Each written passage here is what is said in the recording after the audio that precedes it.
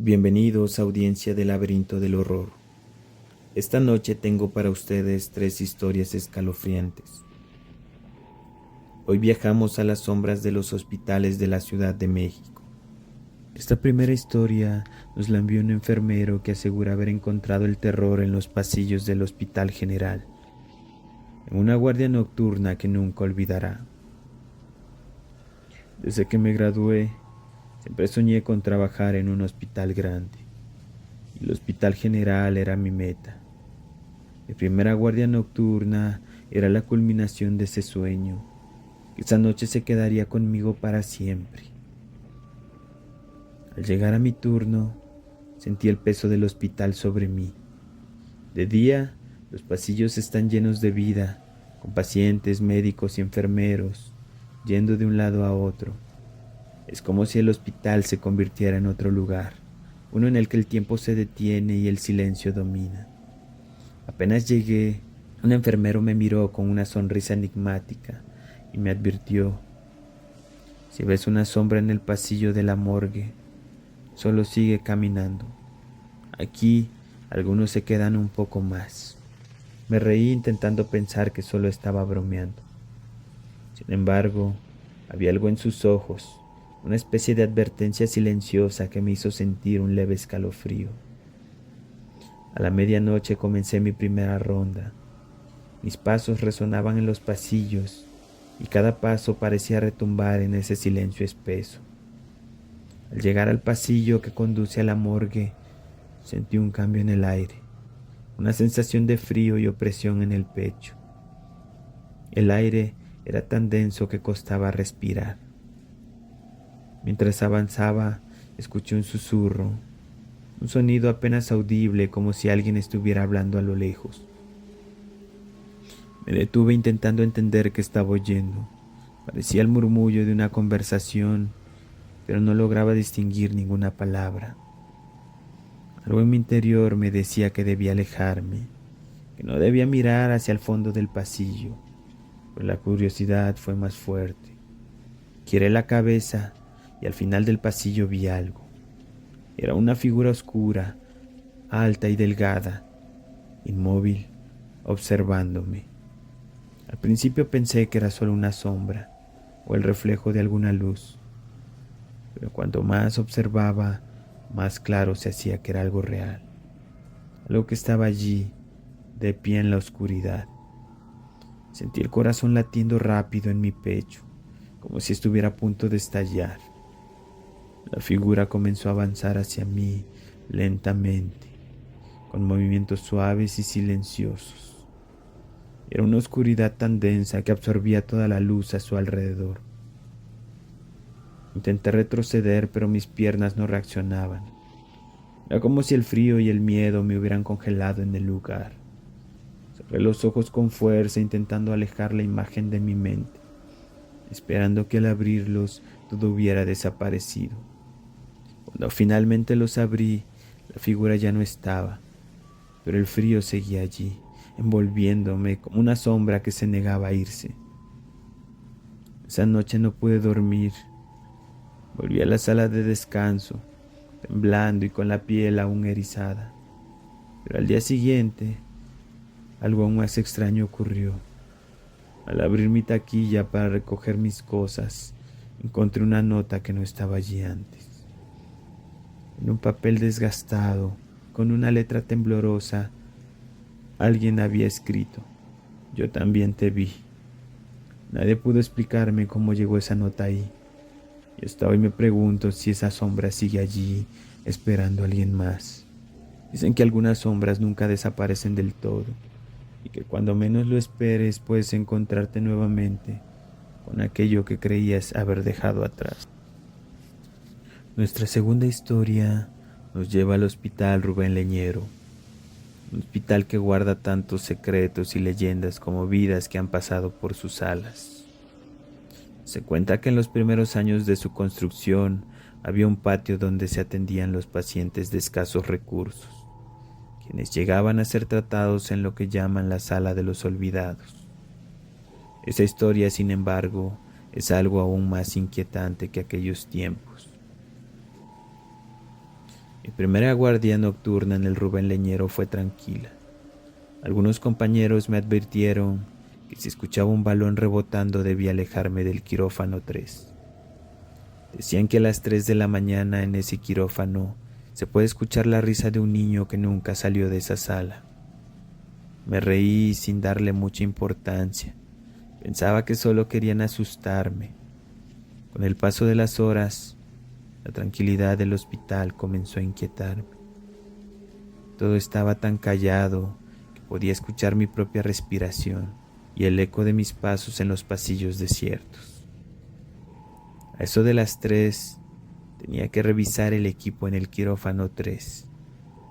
Al abrir la puerta, sentí un cambio en el ambiente, como si el frío y el silencio fueran más profundos allí. Y entonces lo escuché, un leve golpe, un sonido suave pero claro, como si algo estuviera rebotando en el suelo.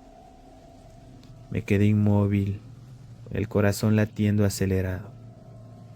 Me dije a mí mismo que debía ser una fuga de aire o algún equipo mal ajustado, pero el sonido persistía. Era el eco de un balón rebotando.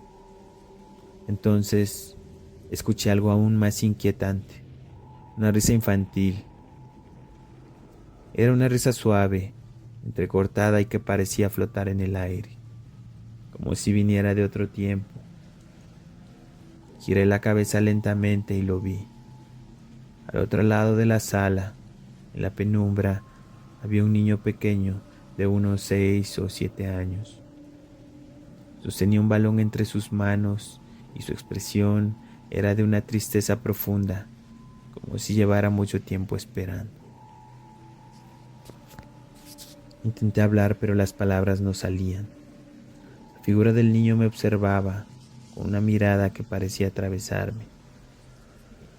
El niño soltó el balón que rodó lentamente hacia mí y en un susurro apenas audible dijo: ¿Quieres jugar conmigo? Sentí un frío terrible, un frío que se apoderaba de mí y me paralizaba.